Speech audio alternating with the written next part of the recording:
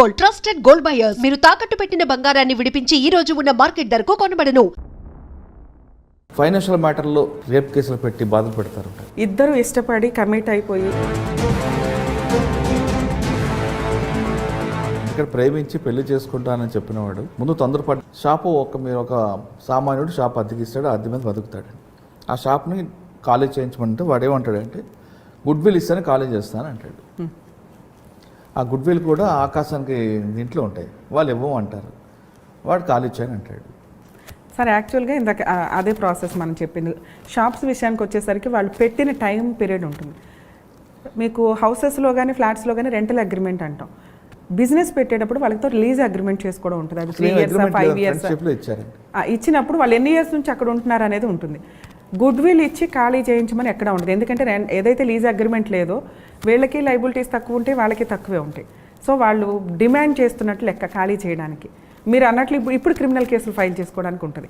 అలాగే eviction suit వేసుకోవచ్చండి. ఇందాక నేను అన్న ప్రాసెస్కి డాక్యుమెంటేషన్ స్టార్ట్ అవుతుంది. వన్స్ ఒకసారి లీగల్ నోటీస్ పంపించామంటే వాళ్ళు ఎప్పటి నుంచి ఉంటున్నారు, ఎప్పటి నుంచి ఎక్కొడుతున్నారు ఏంటి అనేవి అన్ని దాంట్లోకి వచ్చేస్తాయి.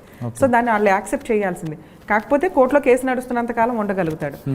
ఉన్నంత వరకు వీళ్ళు ప్రెజర్ చేసినందుకు ఒక్కోసారి కోర్టు పనిష్మెంట్ కూడా వేస్తుంది వాళ్ళకి. సివిల్ ప్రొసీడింగ్స్ అయినప్పటికీ కూడా ఫైన్ రూపంలో నీ రెంట్తో పాటు వాళ్ళని ఇంత సీనియర్ సిటిజన్స్ని నువ్వు ఇంత సఫర్ చేసి ఎదురు గుడ్ విల్ డిమాండ్ చేసావు, సో అని చెప్పి ఫైన్ కూడా వేయడానికి అవకాశం. ఓకే, గుడ్ విల్ కాకుండా ఈ షాప్ వాడి వైపు మనం మాట్లాడితే ఈ షాప్ అక్కడ ఖాళీ చేస్తే వాడి కుటుంబం రోడ్డు మీదకి వస్తుంది, టెనెంట్ది. కాబట్టి నాకు ఎంతో కొంత ఆర్థికంగా ఇవ్వాలి అంటూ వాడు నాకు ఈ షాపు తప్ప వేరే ఆధారం లేదు అని ప్రూవ్ చేసుకుంటే అది వాళ్ళ కర్మ. ఓనర్ ఇవ్వాలి అంటే రెంట్కి ఇచ్చి ఓనర్ ఇవ్వాలి అంటే మిగతా వాళ్ళలాగా నేను మాట్లాడలేను, ఉన్నదన్నట్టే మాట్లాడితే వాళ్ళ ఫైనాన్షియల్ పొజిషన్లో వాళ్ళు చూసుకోవాలి. బిజినెస్ పెట్టుకోవడానికి ఓనర్ ఒక షెల్టర్ ఇవ్వడం అంటే మీ కుటుంబాన్ని కాపాడినట్లే లెక్క. వాళ్ళ మీద రివర్స్ అవుతామంటే అట్లా. సో వాళ్ళు మేము ఇక్కడ నుంచి వెళ్ళిపోతే మాకు లైఫే లేదండి అంటే మీరు బతులు ఆడుకోవాలి. ఓనర్ని బతులు ఆడుకోకుండా డిమాండ్ చేసే పొజిషన్లో ఉంటే మీ క్యారెక్టర్ దిగజారిపోయినట్లే లెక్క. సో వీళ్ళు మీకు అంత ఛాన్స్ ఇచ్చారు అంటే అంత క్రూరులు ఎవరు ఉండరు. అలా అన్నారు అంటే ఇక వీళ్ళ పాపాన్ని వెళ్ళిపోతారు. కానీ వీళ్ళు ఓనర్స్, వాళ్ళ ఇష్టం, వాళ్ళ హౌస్ వాళ్ళకి వాళ్ళు అన్న టైంలో వీళ్ళు వెకేట్ చేయాలి. కాకపోతే ఒక 1 month 2 months బతును ఆడుకోవాలి, వేరే చోటకి షిఫ్ట్ అవ్వాలి తప్ప మేము బయట పడిపోతున్నాం కాబట్టి మాకు ఇవ్వండి అంటే సొంత ఇళ్లలో వాళ్ళే వాళ్ళని ఏం కాపాడట్లా.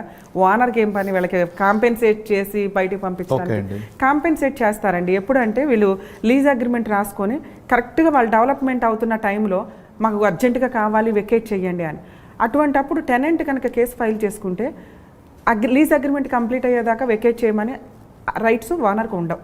అట్లా సేఫ్ చేసుకోగలరు తప్ప ఒక హౌస్ ఆక్యుపై చేసేసుకొని మేము ఇప్పుడు బయటకు వెళ్తే బతకలేం మీరు ఇవ్వండి అంటే కుదరదు. ఓకే, ఇంకొక ఫ్యామిలీ ఒక షాప్ ఉందండి, ఆ అమ్మాయి పెళ్లి చేయాలి, లేదు వాళ్ళకి ఆరోగ్యంగా ప్రాబ్లం ఉంది. ఈ 2 కారణాల చేత ఆ ప్రాపర్టీ అమ్మాలనుకుంటున్నారు, కానీ వాడు ఖాళీ చేయట్లేదు. ఈ కారణాలు ఏదో ఒక కారణం పెట్టి పోలీస్ స్టేషన్ పెట్టచ్చా? అసలు పోలీస్ స్టేషన్కి వెళ్ళటానికే లేదు. అంటే నాకు ఒక ప్రాపర్టీ ఉంది, అమ్మాయి పెళ్లి చేయాలి, ఈ ప్రాపర్టీ అమ్మితేనే నేను పెళ్లి జరుగుతుంది కాబట్టి ఖాళీ చేయమంటే కానీ ఖాళీ చేయట్లేదు, ఈ కారణం చేత నా కుటుంబం నాకు ఆర్థికంగా చిదిగిపోతుంది. ఇట్లా మాట్లాడుకునేవి చాలా రేర్ కేసులు. ఎందుకంటే మనిషి అన్నవాడికి కాస్త మానవత్వం అయితే ఉంటుంది. కుళ్ళు కుతంత్రాలు, జిడ్డు, గొడవ, కక్ష, కార్పణ్యాలు ఉన్నప్పుడు కొంచెం మనం అనుకున్న లిటిగేషన్ నడుస్తుంది. ఇవి ఇట్లా మాట్లాడుతున్న కేసెస్ అన్నీ ఓన్లీ 1% ఉంటాయి. రెంట్ కంట్రోల్ యాక్ట్ ప్రకారం మన కేసులు చూసుకుంటే అవి కూడా 1.5 yearకి సెటిల్ అవుతాయి. ఎందుకంటే వాళ్ళకి కావాల్సిన టైం పీరియడ్ అది. ఈ టైం పీరియడ్లో ఎంత సడన్గా రేపే ఇల్లు ఇవ్వాలి ఖాళీ ఎల్లుండే అమ్మకం అంటే అది జరిగే పని కాదు. ఓనర్ అట్లా అడిగినా కూడా కోర్టు ఏం కన్సిడర్ చేయదు. దేనికన్నా ఒక లిమిటేషన్ పీరియడ్ ఉంటుంది. వీళ్ళకి ఖచ్చితంగా 3 months నోటీస్ ఇస్తాం. ఆ 3 months సరిపోతుంది వాళ్ళు వెకేట్ చేయడానికి. ఈ లోపు వాళ్ళు అమ్ముకోవచ్చు తప్ప ఇవాళ మీరు ఇవాళ వెకేట్ చేయాల్సిందే, రేపు మేము అమ్ముకుంటాం అనడానికి కుదరదు రూల్ ప్రకారం. ఓకే, ఈ పక్కన పెడదాం అంటే ఒకసారి మీ ప్రయాణం చెప్పండి. ఇంకేం ప్రయాణం సార్ అంటే మీరు తర్వాత టీవీలకి మన చైల్డ్ ల్యాబ్ యాక్ట్ మీద ఎక్కువ పనిచేశారు, వరంగల్ విషయంలో వెళ్ళారు, ఫైట్ చేశారు. తర్వాత టీవీలో అసలు మీరు కనపడితే చాలు అన్నట్లుంది కదా, సంసారం ఒక చదరంగం. సరే, యాక్చువల్గా దాంట్లో మీకు ఎలాగొచ్చిందండి? ఈ హ్యూమన్ రైట్స్ కమిషన్లో ఒకప్పుడు ఈ లవ్ డిస్ప్యూట్స్తో పాటు చాలా కేసెస్ వస్తూ ఉండేవి. గవర్నమెంట్కి అగైనెస్ట్గా ఏదైనా కేసులు ఫైల్ చేయాలంటే, పోలీసులకి అగైనెస్ట్గా ఫైల్ చేయాలంటే human rights commission is the best platform. కోర్టులకు వెళ్ళి లాయర్లను పెట్టుకొని ఇవేమీ లేకుండా, అంటే పేదవాళ్లకు కూడా అందుబాటులో ఉండే కమిషన్స్ మనకున్నాయి, కానీ జనాలకి అవేర్నెస్ ఉండదు. అక్కడికి వెళ్ళి ఫాస్ట్ రిలీఫ్ లేదు. ఇప్పుడు అక్కడ కూడా అట్లాగే పొజిషన్ లీగల్గా ప్రొసీడ్ అవుతున్నారు వాళ్ళు కూడా. యాక్చువల్గా హ్యూమన్ రైట్స్ కమిషన్ అంటే మార్నింగ్ వేస్తే ఈవినింగ్ రిజల్ట్ వచ్చి మనకి ఫ్యాక్స్ నోటీసులు ఆర్డర్స్ పంపించిన రోజులు ఉన్నాయి. అంత ఫాస్ట్ ఇప్పుడు నడవట్ల. అది అంటే అక్కడ ఉండే జడ్జెస్ మీద డిపెండ్ అయి ఉంటే, వాళ్ళకున్న ఫెసిలిటీస్ మీద డిపెండ్ అయి ఉంటే, పైనుంచి వచ్చే డైరెక్షన్స్. మేబీ నేను ఈ స్టేజ్ మీద అది మాట్లాడడానికి అవకాశం ఉందో లేదో కానీ మేము ఫాస్ట్గా చూసిన పొజిషనే నేను చెప్పగలను. ఇప్పుడు ప్రెజెంట్ అట్లా నడవట్ల. ఒక పిటిషన్ ఫైల్ చేస్తే మేబీ కొన్ని కేసెస్ 1 month పడితే, కొన్ని కేసెస్ 3 months డేట్ పడుతున్నాయి, ఫస్ట్ డేట్. దానికంటే కోర్టుకి వెళ్ళడం బెటర్ ఆ పొజిషన్ కంటే. సో హ్యూమన్ రైట్స్ కమిషన్లో ఇట్లా నడుస్తున్న టైంలో నేనేసే కేసెస్ అన్నీ కూడా రెగ్యులర్గా న్యూస్ ఛానల్స్లో వచ్చేవి. హ్యూమన్ రైట్స్ కమిషన్లో రమ్య గారు ఈ కేసు వేశారు, రమ్య గారు. దాంతోపాటు అప్పుడప్పుడే కొత్తగా legal awareness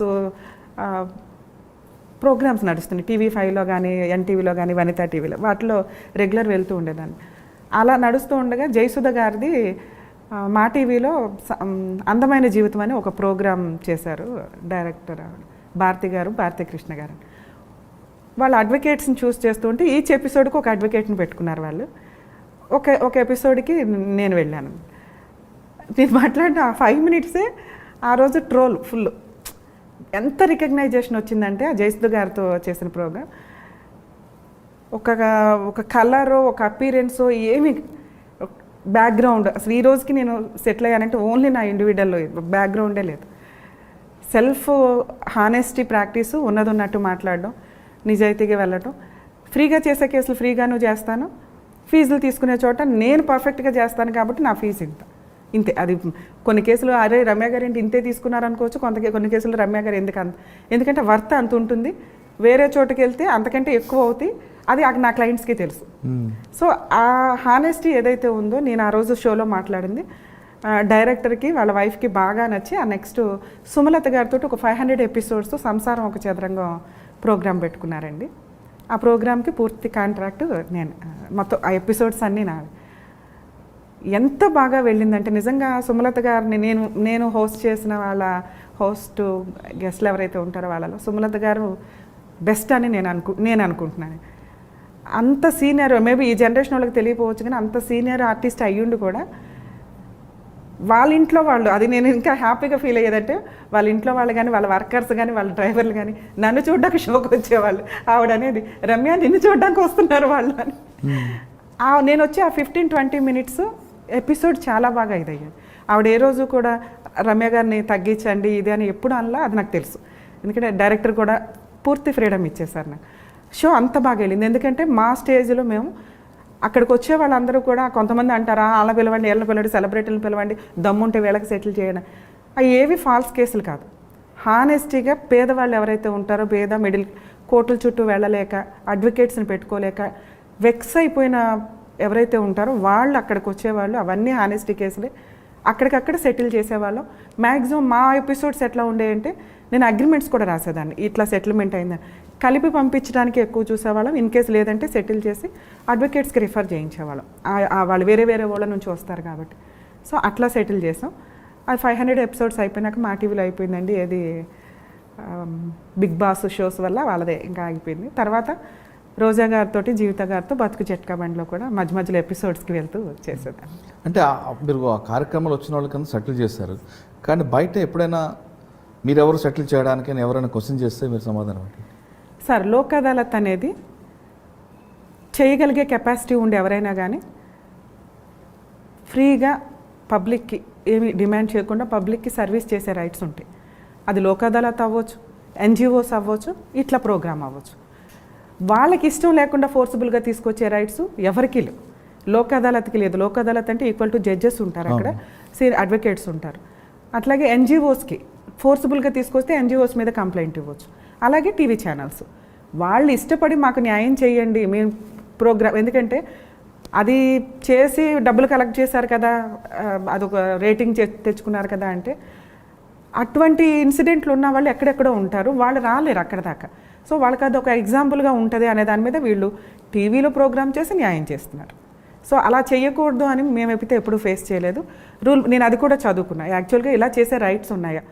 so Lok Adalat అనేది పబ్లిక్, ఇప్పుడు మనకి గ్రామాల్లో గ్రామ పెద్దలు ఎట్లా సెటిల్ చేస్తారో మ్యాటర్స్, ఇది కూడా అట్లాగే లీగాలిటీగా ప్రాబ్లం లేని టాపిక్ అది.